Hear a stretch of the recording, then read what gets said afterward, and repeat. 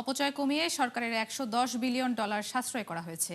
যুক্তরাষ্ট্রের department of government এফিসিয়েন্সির এমন দাবিকে অতিরঞ্জিত বলছে পর্যবেক্ষক সংস্থা জিএও। এর আগে করদাতাদের বছরে $2 ট্রিলিয়ন সাশ্রয়ের প্রতিশ্রুতি দিয়ে ডজের দায়িত্ব নেন ইলন মাস্ক। তবে লক্ষ্য পূরণ না করেই গেল বছর ইস্তফা দেন মার্কিন এই ধনকুবের। নুসরাত মমি জানাচ্ছেন বিস্তারিত।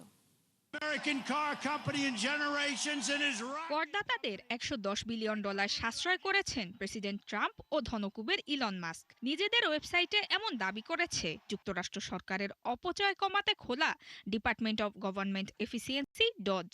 আর এ তথ্য যাচাই করে অতিরঞ্জিত বলছে মার্কিন পর্যবেক্ষক সংস্থা গভর্নমেন্ট অ্যাকাউন্টেবিলিটি অফিস জিএও।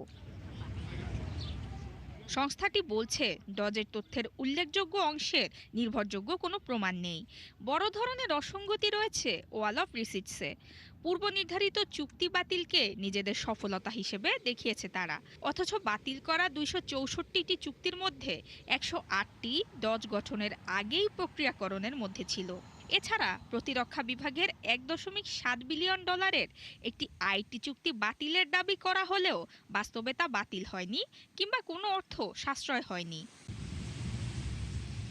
একই সময়ে 15,887টি অনুদান বাতিলের কথা জানায় ডজ। এর মধ্যে 13,553টির ক্ষেত্রে কোন পদ্ধতিতে সাশ্রয়ের হিসাব করা হয়েছে তার পর্যাপ্ত তথ্য পায়নি জিএও।